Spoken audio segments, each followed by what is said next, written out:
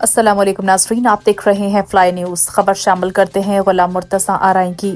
Deputy commissioner Nosheer و فیروز محمد ارسلان سلیم کی صدارت میں بین المذاہب ہم آہنگی کمیٹی کا اجلاس منعقد ہوا۔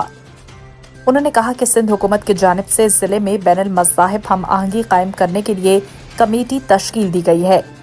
کمیٹی میں محکمہ police, social welfare, local government, eighty minority, اقلیت کمیونٹی کے 3 اور مذہبی کمیونٹی کے 3 افراد ممبران میں شامل ہوں گے۔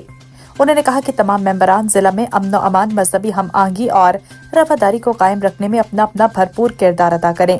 انہوں نے میونسپل کمیٹی کے افسران کو ہدایات کی کہ ضلع کی مختلف مذاہب اور مختلف مکتبہ فکر کی عبادت گاہوں کے مقامات پر صفائی ستھرائی کے انتظامات بہتر کریں۔ کمیٹی کا اجلاس ہر سہ ماہی میں منعقد ہوگا۔ انہوں نے محکمہ اطلاعات کے افسران کو کہا کہ میڈیا میں مختلف مذاہب اور مکاتب فکر کے افراد میں مذہبی ہم آہنگی قائم کرنے کے لیے کوششوں کو تیز کیا جائے۔ انہوں نے مزید کہا کہ کمیٹی کا مقصد تمام مذاہب اور فرقوں کے مذہبی مقامات کا تحفظ کرنا ہے۔